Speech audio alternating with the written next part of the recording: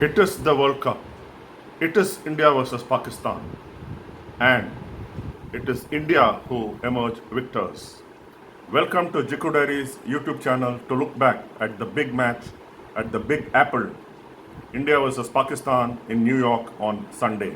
The match from which Rohit Sharma's India walked out with heads held high, while Pakistan have only themselves to blame for poor batting against some outstanding bowling by who else but led by Jasprit Bumrah, who won his second successive man of the match in this tournament, man of the match award that is.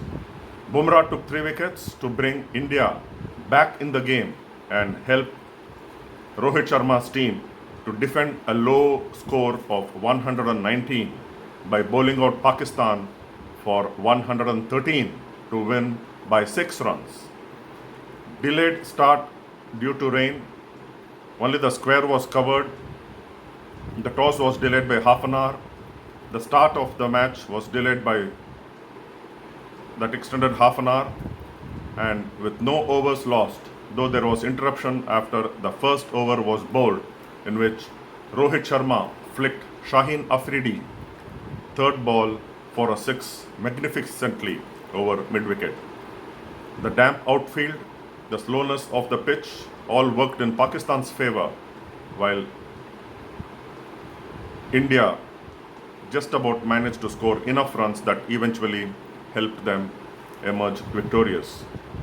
Babar Azam won the toss and rightly chose to bowl. India went in with an unchanged side, while Pakistan made one change from the match that they lost to USA, bringing in Imad Wasim in place of Azam Khan. It was up to India to put up a total and defend, and experts saying 140 being a winning total for India, and eventually 119 proved to be a winning total. The highest total on this ground before the India-Pakistan game was 137 for 7 by Canada, which was good for them to win by 12 runs against Ireland on June 7. Though India fell short of the expected total by at least 20 runs, they were being clean bowled for 119 to give Pakistan a run-a-ball target. After India resumed at 8 for no loss, following the break after the first over, Virat Kohli opened his account with a 4 off the first ball he faced from Naseem Shah, but fell 2 balls later, cutting a wideish delivery to be caught inside the circle. Something similar to the manner in which he was dismissed against Ireland, though not exactly identical. Kohli falling for 4 was only the second instance of him falling for a single-digit score against Pakistan in T20 internationals. I am not a big fan of changing batting positions. All along, Kohli has batted for India in 80 out of 110 T20 innings at number 3, which is best suited for him. That's nearly 73% of the innings he has batted in this position, that is number 3, and he has succeeded. And all his runs, especially against Pakistan, have come at number 3.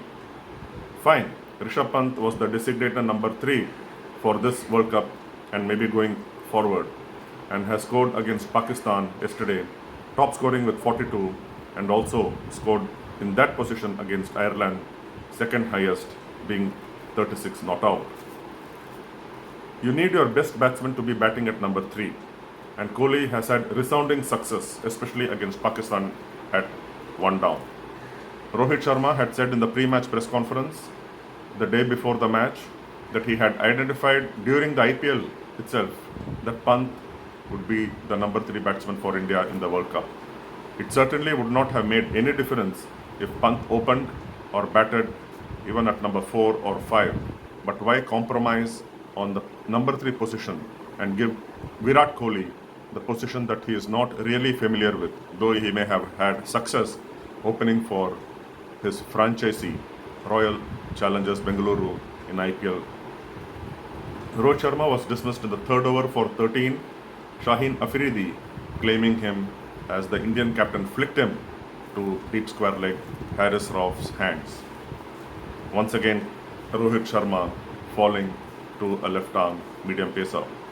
Rishabh Pant at number 3 and Axar Patel at number 4 ahead of Suryakumar Yadav showed their intent. Axar hitting a couple of 4s and a 6 early in his innings, while Pant lived dangerously like he is known to, edging Mohammad Amir and missing the slip fielder once, while in the same over, the 6th of the innings, he was dropped by Usman Khan, who had to run backwards, cover quite some distance, got his fingertips but not hold on to it. Pant was on 8 then. Just when Axar Patel looked to attack, he threw it away on 20, stepping out to Naseem Shah and went for a wild swing, missing only to be clean bowled. It was senseless of Axar Patel to do something when the need of the hour was to stay at the crease, as the conditions were not easy for batting, and Axar had got his eye in and also got a good start. Pant continued to live dangerously, top-edging a slog sweep of Imad Wasim, the left-arm spinner, and Usman Khan once again chasing the ball but not lay his hands on it. Pant was on 17 then in the 9th over, and that was the first ball bowled by left-arm spinner Imad Wasim. What was the hurry to play that shot so early off Wasim? But then that's how Pant plays. What can you do about it? When it clicks, India are in a strong position, and when not, tough luck. Suryakumar Yadav did not last long, played a drive past the bowler Naseem Shah for 4, but then hit Haris Rauf straight to mid-off Mohammad Amir to leave India at 89 for 4. Shivam Dube too did not last long, the ball from Naseem Shah stopping and coming to his bat as he went for the drive and giving the bowler a simple return catch. At 95 for 4, India needed something big from Rishabh Pant and Hardik Pandya to take them to a total where they could defend. Before India reached 100, Pant lofted aimlessly Mohammad Amir straight for Babar Azam to complete a catch just outside the circle, running to his left from mid-off. Pant was out for 42, and the next ball, Ravindra Jadeja tapped to cover fielder Imad Wasim for a first ball duck. The ball seemed indeed stopped and came to the bat, much to Jadeja's surprise. Such was the nature of the pitch that scoring has not been easy throughout in this World Cup at this venue. This is not to mean that I am taking away credit from the Pakistan bowlers. They did bowl wicket-taking deliveries and made the most of the pitch and created opportunities that fetched them wickets. Add to that the generosity of the Indian batsmen who gave catches, including the vice-captain Hardik Pandya, who ought to have stayed till the end, but in going for a maximum, ended up giving a catch at deep mid-wicket in the 18th over, falling for just 7. Haris Rauf claiming his second wicket. Jasprit Bumrah did what Jadeja did, though he hit the bowler to short cover for a first ball duck. India 112 for 9, and Rauf took his third wicket. Mohammad Amir, who took 2 for 23, said in the mid-innings interview that the pitch was tricky and that his batsmen would need to bat really well to cross the line. Naseem Shah and Haris Rauf finished with identical 3 for 21, while Afridi took 1 for 29. And the last India wicket was in the form of run-out, that of Arshdeep Singh. This was the first time in 8 T20I World Cup matches against Pakistan that India have been bowled out, and that too with 1 over remaining. Pakistan began their run chase in right earnest. 2 threes, a rarity. We have heard of 2 fours or 2 sixes of successive deliveries, but 2 threes, well. And Mohammad Rizwan, playing in his 100th T20I, was dropped by Shivam Dube at fine leg in Jasprit Bumrah's first over. Bumrah created the opportunity, but what can you do if you don't get support from the fielders, especially when defending a low score as low as 119? Babar Azam too earned a reprieve. Mohammad Siraj dropping off his own bowling in his follow-through in the fourth over of the Pakistan run chase. Certainly, this match was headed towards Pakistan. It was Jasprit Bumrah who gave India the first breakthrough. Babar Azam edging a ball that rose, and slip fielder Suryakumar Yadav did well to catch and fall into his left. Bumrah, it was again in his comeback over that removed the informed Mohammad Rizwan in the 15th over, just when Pakistan were cruising along. And what a big wicket it was, and a turning point in India's favour. On either side of Bumrah's second wicket, Rishabh Pant took two smart catches, covering quite some distance to take the top edges, first to dismiss Fakhar Zaman and then Shadab Khan, both falling to Hardik Pandya. Meanwhile, Axar Patel struck with his first delivery to have number 3 Usman Khan leg before for 13. In fact, 3 Pakistan batsmen fell for the unlucky score of 13. Usman Khan, Babar Azam and Fakhar Zaman. India bounced back brilliantly to make Pakistan work hard for their runs, having half their side back and leaving them to get 30 runs in the last 3 overs.